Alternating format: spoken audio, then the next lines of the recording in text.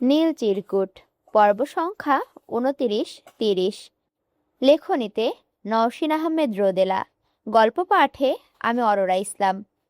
ক্যান্টিনে এতগুলো মানুষের সামনে নীরার ক্রোধের এমন নগ্ন প্রকাশ ঘটবে তা কখনো চিন্তা করতেই পারেনি অন্তু। বন্ধুরাও নীরার এমন রূপে স্তব্ধ, বিস্মিত।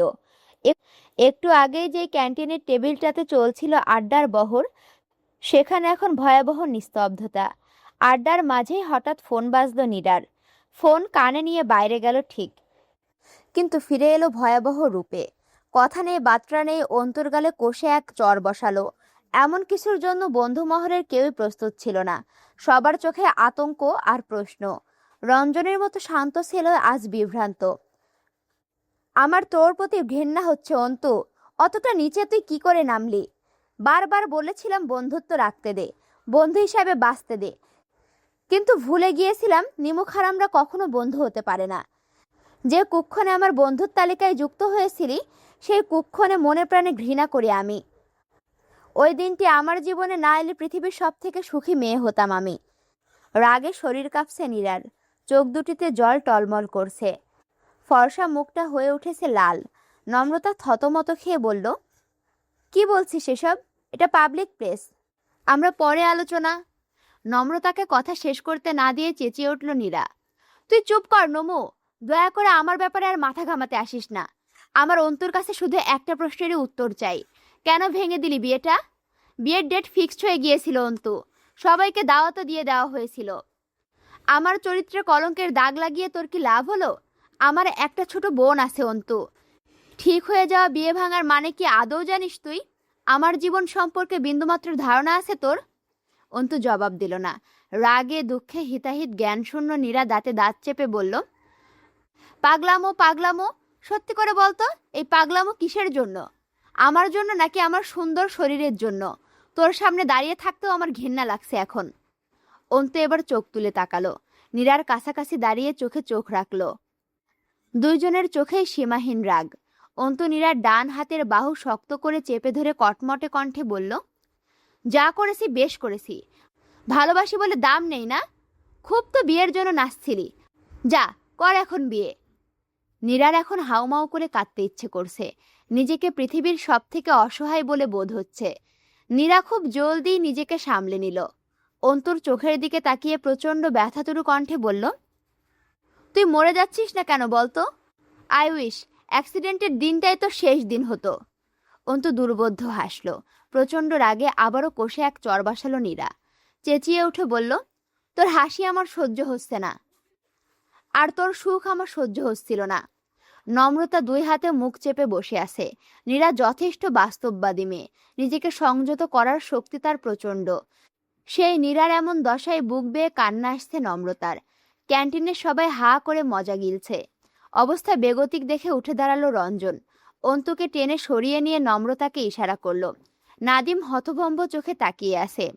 কাকে ধমক দিবে, কাকে সান্ত্বনা দিবে ঠিক বুঝে উঠতে পারছে না সে। প্রেম ভালোবাসার মতো ঠুনকো বিষয়গুলি এই প্রগাঢ় বন্ধুত্বের এত বড় সংকট তৈরি করতে পারে? নম্রতা নিজেকে সামলে নিয়ে নীরার কাঁধে হাত রাখলো, অসহায় কণ্ঠে বলল, দোস্ত সবাই দেখছে। নীরা উত্তর দিল না। কিছুক্ষণ অন্তুর দিকে তাকিয়ে থেকে শান্ত পায়ে বেরিয়ে গেল। কারো সাথে কথা বলল না, কারো দিকে এক পলক তাকালো না পর্যন্ত। অন্তু রঞ্জনকে ধাক্কা দিয়ে ছাড়িয়ে নিল নিজেকে, তারপর বাইক নিয়ে নিরুদ্দেশ। বাকি চারজন দিশেহারা পথিকের মতো চেয়ে রইল। কাকে বুঝাবে, কাকে শাস্তি দেবে? দুজনেই যে প্রাণ। কিছুক্ষণ নিস্তব্ধ দাঁড়িয়ে থেকে হলের উদ্দেশ্যে রওনা দিল নম্রতা। নীরাকে কোনোভাবে একা ছাড়া চলবে না, কিছুতেই না। সোয়া গাড়ির চাবিটা টেবিলের ওপরে রেখে রঞ্জন আর নাদিমের দিকে তাকালো। শান্ত ও শীতল তাদের দৃষ্টি। বিছানার পাশে ফ্লোরে হাঁটু মুড়ে বসে আছে নীরা। হল ফাঁকা। প্রায় এই সময়টাতে প্রায় সবাই হলের বাইরে থাকে। নীরা এই প্রথম হাউমাউ করে কাঁদছে, মুখে ওড়না গুজে কান্না নিয়ন্ত্রণের চেষ্টা চালাচ্ছে। মায়ের বলা কথাগুলো ঘুরে ফিরে বুকে কাটার মতো বিচ্ছে। তোকে আমি পেটে ধরেছি এই দুঃখে মরে যেতে ইচ্ছে করছে আমার। হারামজাদি, তুই কি মরে যেতে পারিস না? এক বোতল বিষ খেয়ে মরে যা না। 1 বছর ধরে পাত্র খুঁজতে খুঁজতে যায় একটা জুটলো, সেটাতেও বাগড়া। ঢাকায় তুই প্রেম করে বেড়াস, নাগর জুটাইছিস, আর কি কি করিস সেখানে? বিয়ে কেন ভেঙে দিল তারা? তোর কাকারা তো পারলে ঢোল পেটাচ্ছে পাড়ায়, আমি নাকি পড়ার নামে মেয়েকে ঢাকায় নীরা আর ভাবতে পারে না। ওর সত্যিই মরে যেতে ইচ্ছে করছে। অন্তু এত পাগল কেন? এত বড় সর্বনাশটা কেন করলো ও? এমন সর্বনাশা ভালোবাসা তো নীরার চায় না। অন্তু ওকে এতটা অসম্মান কি করে করলো? পাড়ায় এখন নীরার জয় জয়কার। নীরা ঢাকায় প্রেম করে। প্রেমিকের সাথে তার বিশেষ ঘনিষ্ঠতা আছে বলেই বিয়ে ভেঙেছে। গ্রামের মানুষ নিশ্চয়ই আরো বিশ্রী বিশ্রী কথায় জর্জরিত করছে মাকে। এবার কি আরো পাত্র আসবে ঘরে? নীরা নিজের কথা ভাবছে না। তার ছোট একটা বোন আছে, যার বড় বোনের চরিত্রে এত বড় দাগ, তাকে বিয়ে দেওয়াটা কি অতই সোজা? কি পোড়া কপালি নীরা! কেন এসেছিল সে ঢাকায়? কেন ভর্তি হয়েছিল এই অভাগা বিশ্ববিদ্যালয়ে? তার থেকে কোনো মধ্যবয়স্ক লোকের বউ হয়ে নির্যাতন সহ্য করাটাই কি ঢের ভালো ছিল না? নীরা রাগে দুঃখে হাতের কাছে থাকা কাচের মগ ছুঁড়ে মারল দূরে। প্রচণ্ড শব্দে চুরমার হয়ে গেল কাচের মগ। অসচেতনতায় বিছানার নিচে থাকা অপ্রয়োজনীয় লোহার শিকরা ঢুকে গেল হাতে। নীরা শিক বের করা নিয়ে তেমন কোনো ব্যস্ততা দেখালো না। উদাসী ভঙ্গিতে বসে রইল। ভেসে যাক সব রক্তে। সে মরে গেলেই শান্ত হবে পৃথিবী। মায়ের লজ্জা, অন্তুর পাগলাটে ভালোবাসা সব ফুরাবে। নীরার মৃত্যুটাই তো চাই, কিন্তু এই মৃত্যু বড় বিশ্বাসঘাতক, নিমুখ হারাম। এমন সময়ে হন্তদন্ত করে ছুটে এলো নম্রতা। নীরাকে এমন অগোছালো হয়ে বসে থাকতে দেখে আঁতকে উঠল সে। ফ্লোরে রক্ত গড়তে দেখে নিঃশ্বাস বন্ধ হয়ে এলো তার। তাড়াহুড়ো করে নীরার পাশে হাঁটু গেড়ে বসলো। ডান হাতটা তুলে নিয়ে চোখ মুখ খিসে শিক টেনে বের করলো। হাতটা ওড়না দিয়ে বেঁধে দিয়ে অসহায় কণ্ঠে বলল, এসব কি নিরুপাখি? এত কেন ভাবছিস তুই?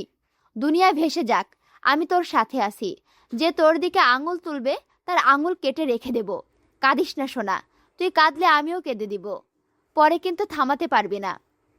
নীরা এবারে নম্রতার ওপরে হামলে পড়ল। দুই হাতে জাপটে ধরে কান্নায় ভেঙে পড়ল। এই এক আশ্রয় তার। এই মেয়েটা তাকে একটু হলেও বুঝে, অন্ধের মতো বিশ্বাস করে। নীরার এমন কান্নায় ভেতরটা ফেটে গেলেও নিজেকে সামলে নিল নম্রতা। নীরাকে বুঝিয়ে সুঝিয়ে হসপিটালে যেতে রাজি করালো। লোহার শিক ঢুকে গিয়েছে, ইঞ্জেকশন দিতে হবে, নয়তো ইনফেকশন হতে পারে।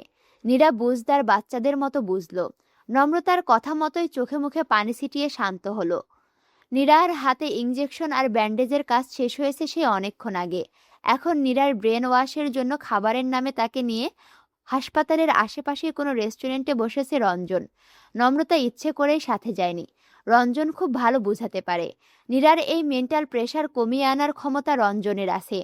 এই সময় রঞ্জন আর নীরাকে একা ছেড়ে দেওয়া উত্তম।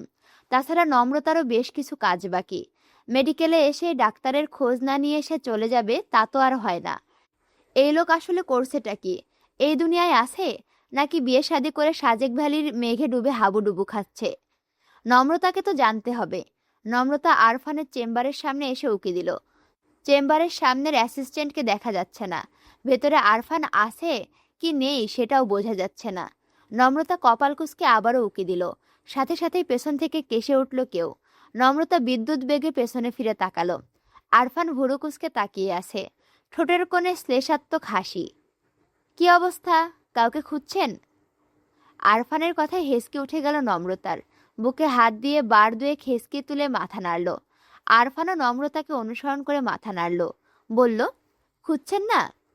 নম্রতা মিনমিন করে বলল, আমি কাকে খুঁজব? আরফান পকেটে হাত মেরুদণ্ড সোজা করে দাঁড়ালো। অদ্ভুত ভঙ্গিতে ঠোঁট বাঁকিয়ে বলল, সেটা তো আপনিই ভালো জানেন। আমি কাউকে খুঁজছি না। কথাটা বলে আবারও হেসকে তুলল নম্রতা। আরফান বেশ গম্ভীর কণ্ঠেই বলল, তাহলে নিশ্চয়ই চুরি করতে এসেছিলেন? নম্রতা চোখ রাঙিয়ে বলল, হসপিটালে কেউ চুরি করতে আসে? আরফান আলগা কণ্ঠে বলল, আসতেই পারে, চোরের কি আর ধর্মজ্ঞান আছে? নম্রতা দাঁতে দাঁত চেপে বলল, কি এমন আছে আপনার চেম্বারে যে আমায় চুরি করতে হবে? আমাকে কি ভিখারি মনে হয়? আরফান হেসে বলল, না, তা মনে হয় না, তবে। আরফানের কথার মাঝে কয়েকবার হেসকে তুলল নম্রতা। আরফান ঠেস মারা কণ্ঠে বলল, চেম্বারে বসুন, পানি খাওয়াই। হাজার হলেও আমাদের হসপিটালে চুরি করতে এসেছেন। নম্রতা চোখ রাঙাতে কথা পাল্টালো আরফান, না মানে বেড়াতে এসেছেন? আপ্যায়ন তো করতেই হয়, চলুন ম্যাম। কথাটা বলে চেম্বারের দরজার দিকে এগিয়ে গেল আরফান। দরজাটা খুলে বিনীত ভঙ্গিতে দাঁড়িয়ে রইল। নম্রতা না করবে করবে করেও আর না করতে পারল না। নম্রতা চেম্বারে ঢুকে চেয়ার টেনে বসলো। আরফান থেতিস্কোপটা টেবিলে রেখে শার্টের হাতা গোটালো। চেয়ার টেনে ধীরে স্থিরে নম্রতার মুখোমুখি বসলো। টেবিল ওয়েটটা 2 আঙুলে দিয়ে ঘুরাতে ঘুরাতে গভীর চোখে নম্রতার দিকে তাকালো। আরফানের এমন চাহনির সামনে অসহায় হয়ে পড়ল নম্রতা। অস্বস্তিতে হাঁসফাঁস করতে লাগলো। বেশ কিছুক্ষণ চুপচাপ থেকে প্রশ্ন করলো আরফান, কি খাবেন? হঠাৎ এত আপ্যায়ন? আরফান জবাব না দিয়ে বলল, কফি খেতে হলে বাইরে কোথাও বসতে হবে, যেতে চান? আরফানের চোখ দুটো আটকে আছে নম্রতার ঠোঁটে। নিচের ঠোঁটের মাঝ বরাবর কালো ছোট্ট তিলটিতে গোলাপি রঙের ছোট্ট কালো তিলটা কি সুন্দর মানিয়েছে। এই এক বিন্দু কালো রঙেই যেন পৃথিবীর সব নেশা ধ্বংস আজ। নম্রতা জিহ্বা দিয়ে ঠোঁট ভিজালো। সাথে সাথে ভিজে উঠল সে অদ্ভুত সুন্দর তিল। কৃত্রিম আলোয় চিকচিক করে উঠল কালো রং। আরফান চোখ সরিয়ে অন্যদিকে তাকালো। তারপর আবারও আর চোখে তাকালো নম্রতার দিকে। নম্রতা স্পষ্ট কণ্ঠে বলল, আমি কফি খাই না। তাহলে কি খান? কথাটা বলে রহস্যময় হাসি হাসলো আরফান। নম্রতা কপাল কুঁচকে বলল, হাসছেন কেন? আরফান এবারও উত্তর দিল না। প্রসঙ্গ পাল্টে বলল, আপনার বিয়ের কি হলো? নম্রতা ফট করেই বলল, বিয়ের আবার কি হবে? বিয়ে হবে। কবে হবে? খুব শীঘ্রই। আরফান অদ্ভুত ভঙ্গিতে ভুরু উঁচিয়ে বলল, ও। কথাটা বলে উঠে দাঁড়ালো আরফান। টেবিলে রাখা পানির গ্লাসটা হাতে তুলে নিয়ে নম্রতার পাশে এসে দাঁড়ালো। আরফানকে এত কাছাকাছি এসে দাঁড়াতে দেখেই ধুকপুক করে উঠল বুক। গলা শুকিয়ে এলো। ভাবনাগুলো হয়ে পড়ল এলোমেলো। আরফানের কাটা কাটা আকর্ষণীয় চোয়ালের দিকে তাকিয়ে ঢোক গিলল নম্রতা। ভারী জিহ্বা নেড়ে বলল, কি হয়েছে? আরফান চোখের ইশারায় পানির গ্লাসটা দেখিয়ে বলল, পানি খাওয়ার দাওয়াত দিয়েছিলাম, পানি খাবেন না? নম্রতা বিভ্রান্ত চোখে আরফানের দিকে তাকালো। কাপা হাতে পানির গ্লাসটা নিয়ে আর চোখে আরফানকে পর্যবেক্ষণ করলো। আরফান এক বিন্দু নড়ল না। আগের জায়গাতে ঠায় দাঁড়িয়ে রইল। চোখ দুটো আটকে রইল নম্রতার মুখে ঠোঁটে। নম্রতা অস্বস্তি নিয়ে পানি খেলো। পানি খেতে খেতে আর চোখে আরফানের দিকে তাকালো সে। আরফান তাকিয়েই ছিল। চোখে চোখ পড়ল। কিছুটা সময় এভাবেই অদ্ভুত এক অনুভূতি নিয়েই কেটে গেল তাদের। নম্রতা গ্লাসটা টেবিলে নামিয়ে রাখতেই দুহাত ভাঁজ করে টেবিলে ঠেস দিয়ে দাঁড়ালো আরফান। ছোট্ট শ্বাস ফেলে বলল, বিয়ের শপিং শেষ? 1 মাসে তো শেষ হওয়ার কথা, তাই না? নম্রতা হালকা কেশে বলল, বিয়ের শপিং কি অত সহজে শেষ হয়? বিয়ের আগের দিন পর্যন্ত চলতে থাকে। তা হোক, কাল আপনি আমার সাথে লাঞ্চ করছেন, ঠিক একটাই। কথাটা বলে চঞ্চল চোখে নম্রতার ঠোঁটের দিকে চেয়ে রইল আরফান। নম্রতা বিস্ময় নিয়ে বলল, লাঞ্চ? আপনি চাইলে ডিনারের দাওয়াতও দিতে পারি। আরফানের কথায় তীক্ষ্ণ চোখে তাকালো নম্রতা। আরফানের চোখে অদ্ভুত হাসি দেখে বলল, আপনি মানুষটা খুব খারাপ। আরফান হেসে বলল, আপনার বিয়েটা সাকসেসফুল হবে বলে মনে হচ্ছে না। হুটহাট উধাও হয়ে যাওয়া মানুষ থেকে কোনোরূপ দাওয়াত আমি অ্যাকসেপ্ট করি না। কেউ একজন আমার কল রিসিভ করেনি। নম্রতা চেয়ার থেকে উঠে দাঁড়াতে দাঁড়াতে বলল, বেশ করেছি, আমার পানি খাওয়া শেষ, এখন হলে ফিরব। পানির জন্য ধন্যবাদ। আরফান দীর্ঘশ্বাস ফেলে বলল, চলুন পৌঁছে দেই। নম্রতা সরু চোখে তাকালো। ভুরু কুঁচকে বলল, আপনি কেন পৌঁছে দিবেন? হসপিটালে আসা সব পেশেন্টদের পৌঁছে দেওয়ার দায়িত্ব আছে নাকি আপনার? আরফান ফোনটা পকেটে ঢুকাতে ঢুকাতে বলল, পেশেন্টদের পৌঁছে দেওয়ার দায়িত্ব নেই, তবে হসপিটালে যারা চর্যবৃত্তি আর উকিঝুঁকি দিতে আসে তাদের পৌঁছে দেওয়া যায়। এদের বিশ্বাস নেই অন্য কারো চেম্বারে উকিঝুঁকি দিয়ে ফেলতে পারে। আমি রিস্ক নিতে রাজি নই। নম্রতা দাঁতে দাঁত চেপে বলল, আমি একা যেতে পারবো। আরফান হেসে বলল, আমিও পৌঁছে দিতে পারি। রিকশায় পাশাপাশি বসে আছে নম্রতা আর আরফান। কারো মুখে কথা নেই, তবুও মনের সাথে মনে চলছে বিস্তর কথা দেওয়া নেওয়ার খেলা। রিকশার ঝাঁকিতে অনিচ্ছায় ছুঁয়ে যাওয়া দুটো হাত, একটু স্পর্শে শরীরময় শিহরণ, রাজ্যের অস্বস্তি আর ভাবনা অতীত ভালো লাগা, মন জুড়ে কতই না অনুভূতির খেলা। পুরোটা রাস্তা অসহনীয় এক ঘোরের মাঝে কাটিয়ে দিল নম্রতা।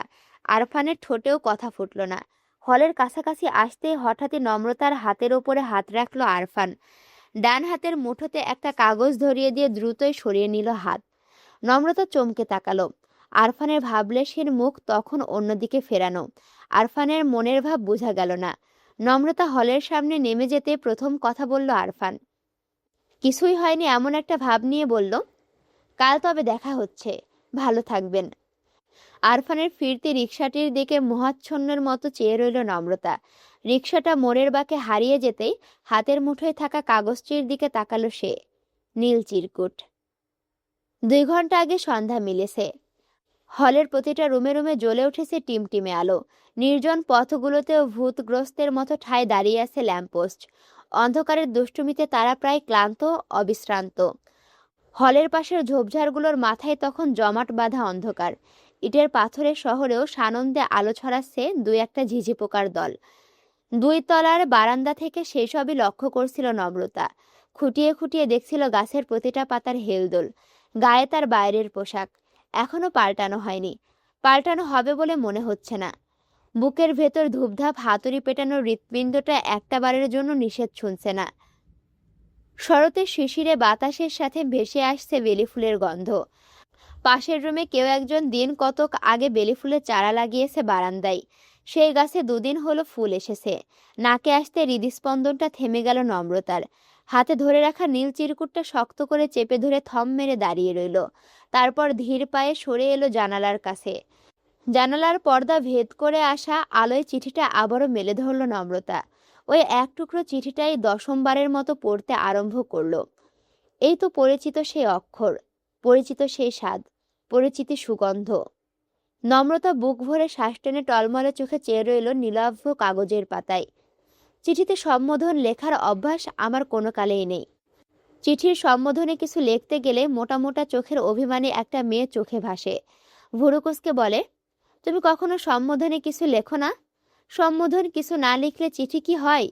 চিঠি হয় কিনা জানি না, কিন্তু ওই অভিমানী চোখ দুটো বড় দেখতে ইচ্ছে হয়। বুকে শিশির বিন্দুর মতো শুভ্র অনুভূতির বর্ষণ হয়। সে অভিমানীকে অভিমান করার অসংখ্য সুযোগ দিতে ইচ্ছে হয়। অবসরে ভাবতে ইচ্ছে করে তার সে অভিমানী মুখের নিখুঁত অবয়ব, কিন্তু পারি না। প্রত্যেকবারই মনে হয় সে এমন নয়, অন্যরকম। সবচেয়ে অন্যরকম তার চোখ। সে কল্পনা থেকেও কল্পনাময়, রূপকথার থেকেও স্নিগ্ধ, সরল। আমি তাকে যত ভাবি সে আমায় তত ভাবায়। অ্যাসাইনমেন্টের খাতায় ভুল করে তার নাম লিখে ফেলি।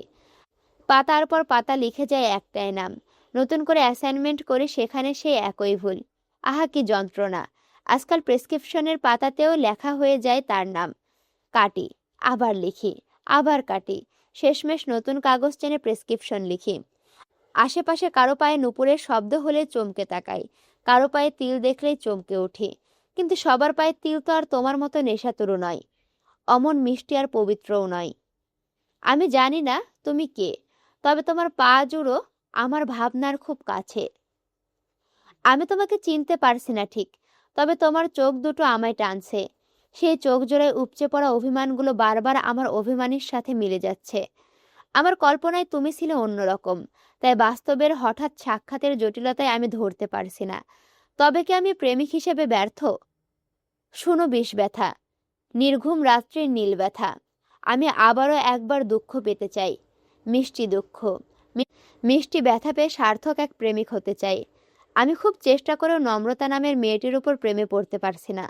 তার চোখ দুটো আমায় টানলেও সেই চোখ আমায় আকৃষ্ট করতে পারছে না। আমি 1 জনম 1000 জনম শুধু শ্যামলতাকেই চাই। তার প্রেমে আকণ্ঠ ডুবে ব্যথায় ব্যথায় মরে যেতে চাই। প্রতিটা মুহূর্তে আমি শুধু তার প্রেমে পড়তেই চাই। আগামীকাল সেই দুপুরবেলা ঘেমে নিয়ে ক্লান্ত হয়ে আমি আমার পরিচিত শ্যামলতাকে দেখতে চাই। আমার অভিমানীকে কাল ফিরিয়ে দিও প্লিজ। বিশেষ দ্রষ্টব্য, শ্যামলতাকে বলবে আমার শেষ চিঠিটার উত্তর সে দেয়নি, সে উত্তরটা আমার চাই। চিঠিটা পড়ে শেষ হতে গাল বেয়ে গড়িয়ে পড়ল 2 ফোঁটা টসটসে জল। ঠোঁটের কোণে ফুটল প্রাপ্তির হাসি। সে কতদিন পর ফিরে পেল সেই দম বন্ধ করা অনুভূতি। কিশোরী বয়সের অনুভূতিগুলো যৌবনেও কত তাজা, কত মিষ্টি, কত সুন্দর। প্রগাঢ় অনুভূতি নিয়ে বারান্দা পা মুড়ে বসে পড়ল নম্রতা। দেওয়ালে ঠেস দিয়ে চোখ বুজল। বেলি ফুলের তীব্র সুগন্ধটা নাকে আসতে নম্রতার মনে পড়ল পুরনো এক চিঠির লাইন। তোমার আঙিনা বেলি ফুলের গাছে গাছে ভরিয়ে দেব শ্যামলতা। রোজ সকালে মুগ্ধ চোখে সাদা ফুলের রাজ্য দেখবে তুমি, আর আমি দেখব তোমাকে। তোমার সদ্য ঘুম ভাঙা চোখে লেপ্টে থাকবে কাজল, ঠোঁটে থাকবে নিষ্পাপ হাসি। সেই হাসিটা দেখার জন্য হলেও তোমার জন্য বেলি ফুলের রাজ্য বানাবো আমি। সেই রাজ্যের রানী হবে তুমি, শুধুই তুমি। আর কাঁদছিস? নম্রতা চমকে চোখ মেলল, হাসার চেষ্টা করে বলল, কখন এলি? বুঝতেই পারিনি। নীরা ফোড়ন কেটে বলল, স্বপ্নে প্রেমিকের বাহুডোরে আটকে থাকলে আশেপাশে খেয়াল কি করে থাকে সোনা? নম্রতা ভুরু বাঁকিয়ে বলল, বাজে কথা। নীরা নিঃশব্দে হাসে, তারপর হঠাৎই গম্ভীর মুখভঙ্গি নিয়ে চুপ হয়ে যায়। নীরাকে নীরব হয়ে যেতে দেখে দীর্ঘ নিঃশ্বাস ফেলল নম্রতা। বেশ রয়েছে প্রশ্ন করল, মন খারাপ? নীরা অবাক হওয়ার চেষ্টা করে বলল, মন খারাপ কেন হবে? নম্রতা কয়েক সেকেন্ড বিস্মিত চোখে তাকিয়ে থেকে বলল, ভাই তুই এত স্বাভাবিক থাকিস কিভাবে? রোবট তো নোস। তবুও অনুভূতি শূন্যের মতো ব্যবহার। নীরা হাসল, দেওয়ালে ঠেস দিয়ে আকাশের দিকে তাকালো, কিছুক্ষণ চুপ থেকে বলল, বাড়িতে খুব ঝামেলা হচ্ছে। কাকারা খুব বাজে বাজে কথা শোনাচ্ছে ভাই আর মাকে। পুরো পাড়া জুড়ে বিশ্রী একটা খবর ছড়িয়ে পড়েছে। মা আমাকে খুব দ্রুতই মরে যেতে বলছে। ভাইয়া কথা বলা বন্ধ করে দিয়েছে। কাছের মানুষ, কাছের বন্ধুটি থেকে অপ্রত্যাশিত একটা ধাক্কা জুটেছে। এমন একটা পরিস্থিতিতে আমার কাছে দুটো পথ খোলা আছে নমু। এক, নিজের কপাল চাপড়ে কান্নাকাটি করা, নয়তো স্লিং ফ্যানের সাথে ঝুলে পড়া। দুই, নিজেকে এতটা শক্ত করা যাতে এই বিষবাক্যগুলো প্রতিবেলা খাবারের সাথে খুব সহজেই হজম করা যায়। সমাজের নীতিবাক্যগুলো ছুরির মতো ঢুকতে চাইলেও শরীরের প্রতিরোধে বরাবরই ব্যর্থ হয়। আমি দ্বিতীয় অপশনটা চুজ করছি। এই ব্যথাগুলো হজম করার চেষ্টা করছি। আমি যে পরিবার থেকে বিলং করি সেখানে এত ইমোশন থাকা উচিত নয়। এতটুকু বলে থামল নীরা। নম্রতার দিকে চেয়ে মৃদু হেসে বলল, আমাদের পৃথিবীতে খুব অন্যায় একটা নিয়ম আছে। সেই নিয়মের সাথেই বেঁধে গিয়েছে আমাদের ভাগ্য। এখানে কারো কারো জীবন থাকে সুখের ফুলে মোড়ানো, এরা কখনো সত্যিকারের দুঃখ সহার সুযোগ পায় না। আবার কারো কারো জীবন থাকে দুঃখ ফুলে মোড়ানো, এরা কখনো সত্যিকারের সুখের ফুলের সন্ধান পায় না। কল্পনায় সুখ ফুলের অবয়ব একেই পার করে দেয় গোটা জীবন। নম্রতা চুপ করে রইল। নীরাও আর কথা বাড়ালো না, হঠাৎ করে নিজস্ব ভাবনায় ডুব দিল। নম্রতা মৃদু কণ্ঠে বলল, অন্তুকে তুই ঘৃণা করিস না নীরু, ছেলেটা তোকে খুব ভালোবাসেই বলে। নীরা তাচ্ছিল্যের হাসি হেসে বলল, অন্তু আমায় ভালো না বাসলেই হয়তো সুখের ফুলের অবয়ব আঁকাটা একটু সহজ হতো। সে জানে ভালোবাসা অর্থ পাওয়া, আর আমি জানি ভালোবাসা অর্থ দেওয়া। আফসোস, অন্তু আমায় ন্যূনতম সম্মানটুকু দিতেই পারল না। নম্রতা ব্যস্ত হয়ে বলল, তুই যেমনটা ভাবছিস তেমনটা কিন্তু নয়। আমি মানছি ও ভুল করেছে, কিন্তু অপরাধটা যতটা ঘৃণভাবে তোর সামনে এসেছে ততটা ঘৃণ কিন্তু নয়।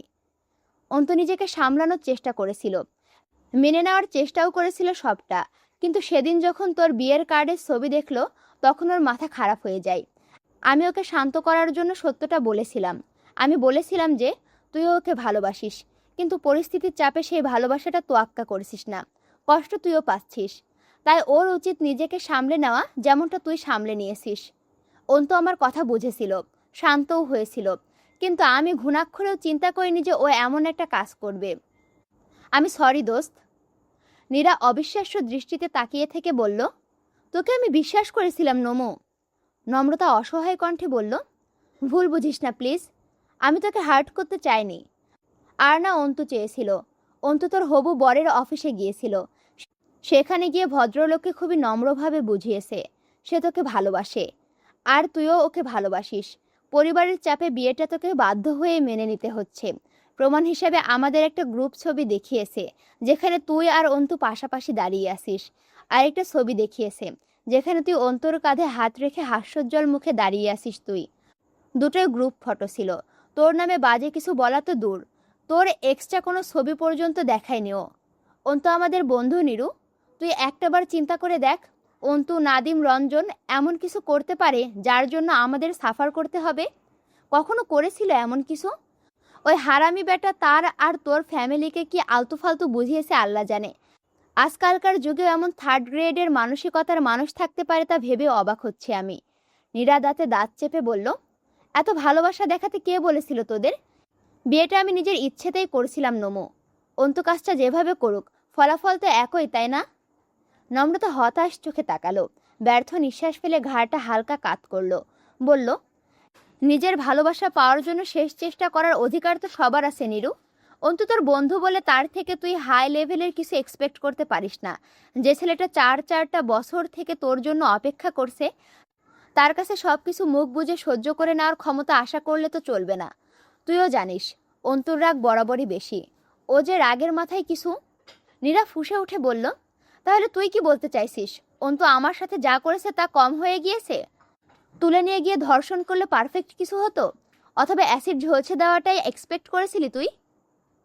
নম্রতা প্রত্যুত্তরে কিছু বলার আগে উঠে চলে গেল নীরা। নম্রতা হতাশ দৃষ্টিতে চেয়ে রইল। নীরার ক্ষতি সে উপলব্ধি করতে পারছে, তাই বলে অন্ধভাবে অন্তুকে ঘৃণা করাটাও তো ঠিক হচ্ছে না নীরার। ছেলেটা ওকে ভালোবাসে বলেই তো। কথাগুলো ভেবে দীর্ঘশ্বাস ফেলল নম্রতা। রাত গড়িয়ে সকাল হতে অস্থিরতা বেড়ে গেল নম্রতার। ভার্সিটি যাওয়ার সময়টুকু বিছানায় এপাশ ওপাশ করে কাটিয়ে দিল। ক্লাস, আড্ডা সবই যেন উবে গেল আজ। টলমলে আবেগ নিয়ে চিঠি লিখল। পছন্দ না হয় অসংখ্যবার কেটে কুটে ছুঁড়ে ফেলল মেঝেতে। আবার লিখল। ফ্লোরটা নীল কাগজে ভরিয়ে ফেলে ক্লান্ত শরীরটা এলিয়ে দিল বিছানায়। আকাশের সূর্যের তেজ বাড়তে বিছানার নিচে থাকা লাগেজ ঘেটে লাল পাড়ে সাদা শাড়ি খুঁজে বের করলো নম্রতা। তারপর অনেক দিন আগে চিঠিতে যেমনটা লিখেছিল দুজনে, যেভাবে তাদের প্রথম সাক্ষাৎ হওয়ার কথা ছিল, ঠিক সেভাবে তৈরি হয়ে নিল সে। শাড়িটা সাধারণ বাঙালি মেয়েদের মতোই খুব যত্ন করে পরল। চোখে গাঢ় করে কাজল টানল। পাতলা ঠোঁট দুটো লাল রঙে রাঙালো। ঘন চুলগুলো পিঠের ওপর ছড়িয়ে দিয়ে হাতে পড়ল কাচের চুড়ি। লাগেজের জিনিস, কাপড়ের জার্ক সব উল্টে পাল্টে ছোট্ট একটা আলতার শিশিও উদ্ধার করল সে। তারপর খুব যত্ন করে ফর্সা পায়ে আলতা লাগালো। কপালে পড়ল ছোট্ট লাল টিপ। কানে ঝুমকো পড়তেই ঘড়ির কাঁটা 12 ঘরে এসে ঠেকল। সাথে সাথে নম্রতার ফোনে মেসেজ টুন বাজল। আরফানের দেওয়া ছোট্ট একটি বার্তা, অপেক্ষা করছি। এতক্ষণ শান্ত থাকলেও শেষ মুহূর্তে এসে নার্ভাস হয়ে পড়ল নম্রতা। হাত পা কাঁপতে লাগলো। অস্বস্তি আর লজ্জায় ঢিপ ঢিপ করতে লাগলো বুক। নম্রতা কিছুক্ষণ ঘরময় পায়চারি করলো, দাঁত দিয়ে নখ কাটলো, বারান্দা থেকে নিচের রাস্তায় উকি ঝুঁকি দিল। ঠিক তখনই দ্বিতীয় বার্তাটি এলো। 12:20 বাজে মিস নম্রতা। নম্রতা বুক ফুলিয়ে শ্বাস নিয়ে নিজেকে শান্ত করলো। আয়নায় নিজেকে শেষবারের মতো দেখে নিয়ে সিঁড়ি বেয়ে নেমে গেল নিচে। দোতলা থেকে গেট পর্যন্ত পৌঁছাতে পৌঁছাতে অসংখ্যবার একটি চিন্তায় মাথায় খেলে গেল তার। বেশি সেজে ফেললাম না তো? আরফান কি ভাববে তাকে? পর মুহূর্তে ভাবল, কি ভাববে? সে মোটেও ডাক্তার আরফানের সাথে দেখা করতে যাচ্ছে না। সে যাচ্ছে একান্তই নিজের মানুষটির সাথে দেখা করতে, তার বহু আকাঙ্ক্ষিত সে এর সাথে দেখা করতে। এত অস্বস্তি তাকে মানাবে কেন? গেটের কাছে রিকশায় বসে অপেক্ষা করছিল আরফান। গায়ে তার নীল পাঞ্জাবি, ডান হাতের কবজিতে কালো রঙের ঘড়ি, এক হাতের মুঠোয় কালো ফ্রেমের চশমা। সূর্যের তেজে অনেকক্ষণ আগেই ঘাম ছুটেছে তার শরীরে। আরফান 2 হাতে মুখ ঢেকে জোরালো শ্বাস ফেলল। মুখ থেকে হাত সরিয়ে ঘড়িতে সময় দেখল। তারপর বেখেয়ালি দৃষ্টিতে একবার গেটের দিকে তাকালো। গেট থেকে দৃষ্টি ফিরিয়েই কপাল কুঁচকে ফেলল সে। ধীরে ধীরে ঘাড় ঘুরিয়ে আবারও গেটের দিকে তাকালো। গেটে দাঁড়িয়ে থাকা রমণীকে দেখে কপালের ভাঁজটা সরে গিয়ে মসৃণ হয়ে গেল মুখ। ধবধবে ফর্সা নম্রতার গায়ে লাল পেরে সাদা শাড়ি, মায়াবী চোখগুলোতে ঘন কাজল। আরফান ঢোক গিলল। পাঞ্জাবির কলার টেনে ঠিক করতে করতে চোখ ফেরালো সামনে। তারপর আবারও তাকালো নম্রতার চোখে। ঘোর লাগা মুগ্ধ দৃষ্টিটা ধীরে ধীরে পায়ের কাছে এসে ঠেকল। সুন্দর পা জুড়ো আজ আলতায় রাঙা, হাতে রেঞ্ঝিন কাচের চুরির শব্দ। আরফানের মুখটা ধীরে ধীরে উজ্জ্বল হয়ে উঠল। চোখের পর্দায় থাকা দ্বিধাটা সরে গেল মুহূর্তেই। রিকশার একপাশে সরে বসে নির্বিকার কণ্ঠে বলল, উঠে আসুন, এত রোদ, গরমে মরে যাচ্ছি। আরফানের নির্বিকার কণ্ঠে চোখ তুলে তাকালো নম্রতা। দ্রুত চোখ নামিয়ে নিয়ে রিকশায় উঠে বসল। রিকশায় উঠতে গিয়ে বাহুতে বাহুতে স্পর্শ লাগলো দুজনার। আরফান এবার আর আগের মতো সরে বসল না। দীর্ঘক্ষণ নীরব থেকে বলল, 30 মিনিট অপেক্ষা করালেন আমায়। নম্রতার কাট কাট জবাব, 30 মিনিটেই ক্লান্ত?